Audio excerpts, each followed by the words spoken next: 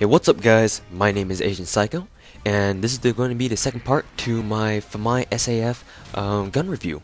So if you guys have come straight here for or from my first part to this gun review, I'll leave an annotation in the beginning of this video that links you to the first part. Then hopefully you enjoy the second part. This gameplay is a lot longer, about 15 minutes long, and this gameplay is actually broken up to 3 different games. The second one, I will warn you, is really short. Like, it's only sorry about that. It's only like 1 minute long, and I got rage quit pretty fast after getting like a fantastic or something. But that's that. And this is going to be continuing straight off from where I left off in the last video. So let's get right into it. Oh, and by the way, in the first game, I do have my VLOX on because I was talking to one of my subscribers and my one of my friends named Shadow Facade, and he had joined the game. He had joined the game on me, and we were just talking and having a good time. Anyways, let's move on with the FAMAE SAF review. I'll just be calling this gun the SAF because it's kind of a mouthful to say FAMAE SAF every single time. And yeah, let's get right into it. So I believe in the last video I left off with tapfire ability, and I determined that the tapfire ability at middle to long range was pretty good for a submachine gun, but then obviously because it's an SMG, you shouldn't really try it on a regular basis. So moving on to the reload speed. The reload speed is absolutely freaking amazing. It's freaking fast. I don't think there's any other gun in this game even that beats the reload speed. Well, obviously except for pistols and whatnot. But then for a submachine gun, I think it's the fastest reload speed in its class. Obviously, I could be kind of exaggerating this a little bit, but that's what it feels to me. And it's really handy, especially for the fact that you can't attach an extended mag to it, or you can't modify the magazine size at all, which pretty much sucks, but I'll discuss that later. Yeah, so the reload speed is very fast. It's almost fast to the point where you don't even need to pull out your pistol when you run out of ammo. Most of the time you can actually wait for your gun to reload and you can start firing again. But you might want to pull out your pistol because pulling out your pistol is still faster. But then just letting you guys know, you guys can clearly see how fast I'm reloading. I can afford to reload after each kill. That it's that fast. So moving on to its luck, I'm really lucky with this gun. If you know me, I am very, very terrible with luck, and I had so many headshots. I'm not even kidding. I had a lot of headshots, a lot more than I would with normal guns. Maybe with the T2, I had a lot more. In the games that I wasn't recording, I got triple feeds that are all headshots, and man, it was headshot fests all over the place. And yeah, its luckiness is very, very high. I don't know if it's just me though, it's just the way I aim or the way I play, but I would expect that you guys would also be able to experience the same level of luckiness as I do. Moving on to its ammo capacity. Its ammo capacity is at a standard 30 rounds by over 90. 30 rounds in the magazine and 90 in reserve. Once again, I'll be talking about this pretty soon, but you can't change the this ammo count. It'll stay that way forever. You can't put an extended mag on it and whatnot, so yeah, kind of sucks, but I mean, at least it's better than having only 20 rounds in the magazine like a G3 or something. But then, yeah, that's that. Moving on to its key physical characteristics. There's not really too much interesting about the design of this gun. I mean, it looks like and handles like a submachine gun. It's pretty small. You can really run around with it well. Like get on your sneaky beaver mode on and just hide around corners, looking down and making sure your gun isn't noticed by other people. So yeah, it's not really. The appearance isn't really that out of the ordinary. It looks like an AK-74U though, just from the first person. But I mean, everyone has their own differences on that. But anyways, once again, there's not really much interesting about the exact design of the SAF. I would say though that the magazine looks a lot like the UMP's magazine, like straight vertical and at an angle. But I mean, other than that, it's not really worth talking about for so long. But anyways, moving on to its muzzle noise. It's actually pretty low, but then it's actually loud at the same time. If you don't have a silencer on this, I believe you can add a silencer on this. Yes, you can. People can hear you from a pretty good distance ways away. If you want to stay silent, or if you want to be a little bit more stealthy on the noise level thing, then I do suggest putting a silencer on it. But once again, I don't really run silencers on my guns. because I don't like how they screw up your recoil pattern. So I'm not the best source for figuring out if the SAF is really good with the with the suppressor on. But if you guys so choose to put a silencer on, I think it shouldn't really be that big of a deal. So yeah, it will help out with your noise thing though, because people can hear you with the SAF, and it's kind of hard to distinguish the SAF because it's got a low frequency sound and like a really loud gunfight, but it's still pretty noticeable if you know what you're hearing for. Moving on to attachments options. Once again, I've mentioned this repeatedly before. You can only put silencers and scopes on it. Right now, I have the iTech scope on this thing, and no silencers. And you cannot, for whatever reason, I don't really understand why you can't do this, but I don't understand why you can't put an extended mag on this. Once again, you can't put an extended mag on the FAMAE SAF. Man, I got really bummed out. So when I first bought this gun, I was like, man, it's gonna be so epic. I'm gonna go to the customization shop. I'm gonna go get a sorry about that. And I'm gonna get a extended mag on this, and I'm gonna go into the game, and I'm gonna rape shit up. And then I figure out that shit, you can't put an extended mag on it, and I got really bummed out. So I just went in thinking it wouldn't be really that good, but it really surprised me because I still performed like I had an extended mag on it. But I mean, it's really tough to kill more than 2 people in a row in one magazine with the SAF. Just because the rate of fire is so fast that, I mean, it's like a luxury if you could fire any slower. But I mean, the rate of fire is what defines this gun, so I mean, I'm not gonna complain about it any further. So on to the next quality.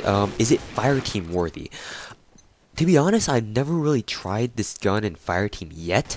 Maybe I'll leave a link to maybe I'll leave an annotation saying what I think about the Fireteam capabilities of the SAF later on when I actually do try it out in Fireteam. Like in Fireteam, basically, I mean like Black Lung and Camp Fever, basically against the zombie Fireteams. But I don't really expect that they do so well. Maybe you could lotto zombies a lot, but lottos aren't exactly the best source of points, so it's a toss-up. So it's up to you guys. For quarantine worthy, I believe it is pretty good for quarantine worthy. I believe it is quarantine worthy. Sorry, bad English. Shows my extreme Asianness. But anyways, I've used the T2 in quarantine before, and seeing that the T2 and the FAMAE SAF are very almost identical stat-wise, I would expect that they do the SAF would do pretty well in quarantine.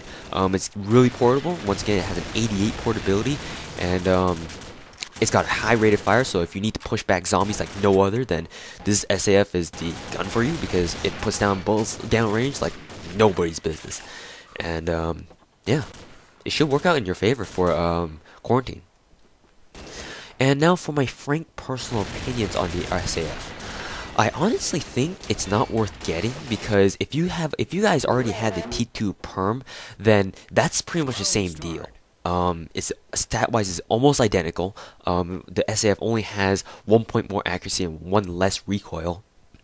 But then, I mean, come on, it's just 1 point more accuracy and 1 less recoil, which for a submachine gun really doesn't matter that much as long as it's not too much.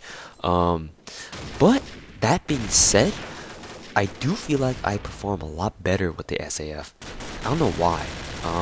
Either just because I'm getting a lot more headshots than I did with the T2, or something about this gun makes me perform a lot better, or not a lot, but a little bit better than I do with the T2. And I think I'm pretty good with the T2 already. So I don't know.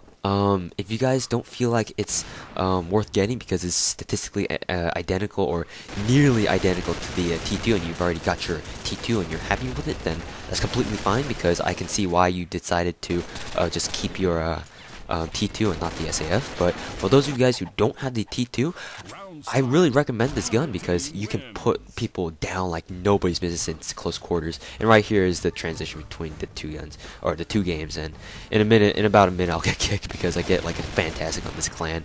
And yeah, rage more. Anyways, yeah, so that's for my frank personal opinions. Once again, if you don't have the T2 and if you want a really good close quarters submachine gun that puts people down very well, as long as you have your aim though. If you have your aim, then it'll put people down really quick. But if you can't if you don't know how to learn to, or what am I saying? If you don't learn to control this gun and aim properly with this gun, then it's gonna be a nightmare because the recoil is very hefty, and with a rate of fire of 90, it's gonna be a real nightmare if you guys don't know how to control your how do you control your SAF. So yeah, that's about for my Fireteam, or not the Fireteam. I already talked about that. My frank personal opinions. And now moving on to my final rating. If you guys don't know what my final rating is about, basically, let's see here. Basically, what I do with the final rating is that let's see what I have written on here. I will be giving this gun a percentage per se. 3 percentages actually. I take the average of all three. The first one is the chance that you will win at close quarters combat, and the second percentage will be the percentage or the probability that you'll win at medium combat or middle range combat, and the last percentage will be basically your chance at winning at long range combat. So CQC, middle range, and long range, and I get a nice triple spray right there. And quad feed, and yeah, so here's my final rating. So my final rating for the SAF in close quarters is a whopping 95. Now that's really good, to be honest, because the submachine gun is understandable, but it's just so good at close quarters combat that I can't emphasize how good it is. That's how good it is, really. And I'm giving it a 95 because it's just that good. As long as you keep your aim on your target, the rate of fire will just do work. And make sure to burst fire often, because at middle range you're gonna have to burst, otherwise your recoil, or otherwise just spraying will only help you do so much. At middle range, it goes significantly down to only like 70 something, I'd say like 72, because it does hold up well on its own in middle range. It's just that if you just hold down a trigger and just keep spraying, then you're gonna have a little bit of trouble, but it can still reliably kill. It's very accurate for a submachine gun. With that being said, it has a 77 accuracy. That says something about that submachine gun. So it's very accurate. You can spray at middle range, but I advise you not to do so too much, because you're probably gonna miss out on a couple more kills that you could have gotten just burst firing. And now for his long range, obviously because it's a submachine gun, it's not really good at long range, not meant for long range. So I'd give it like a 40 something, because you can tap fire with the SAF, it's just kind of awkward. And you can, actually, the SAF has surprisingly good damage over range, which means that it doesn't lose its damage that fast compared to other submachine guns over range. So you are able to kind of scope in with that scope of yours, iTech, ACOG, whatever your preference, and tap fire people at long range. It's just that it's gonna take you some time. So let's see, I said 95 plus 75, I think. I don't know, I'd have to go back and check, but I'm just gonna assume that my rating for the middle quarters combat was a 75 or 72, I don't know, plus 40 over 3, which gives us a final rating of 70% as basically your gun of choice, or as a gun in general. So once again, guys, the final rating isn't really meant to be like an accurate representation of the gun's value or its true worth. It's just a numerical approximation that I can work with, and it makes things a little bit simpler for me. Though I do believe that it's pretty accurate in terms of its gun in your, like, you say, for example, like if you're going to decide to use your SAF as your only gun that you will ever use in this game, then 70% sounds like a good percentage, because you're gonna have to fight in all situations with this close quarters, middle range, and long range, and unless you can always keep your distances or always keep your engagements in close range, you're gonna have some trouble at long range. I'll guarantee you that. Unless you get lottos all day, then that's a different story, obviously. So yeah, that's about it for my FAMAE SAF review, guys. I hope you guys enjoyed this. If you guys like what I do, if you guys like this video, check out my other my other videos on my channel. And I do have a lot of series going on. Most of them do involve sniping only in random games, and there's a hacker in this room, I forgot. Whatever. the video is about to be over anyway. The game's almost over too. But anyways, guys, this is my review on the FAMAE SAF. And hope you guys enjoyed this. It is a very good gun. I really recommend it. I highly recommend it for those of you guys who do not have the T2 perm. And if you guys do have the T2 perm, if you're looking for another submachine gun that does or performs on par or is pretty similar to the T2, then this is the gun for you. Have a good day, guys. Agent Psycho signing out. I stole that line from someone. Ha. Anyways, guys, hope you guys enjoyed. And yeah, see you guys out there. Peace.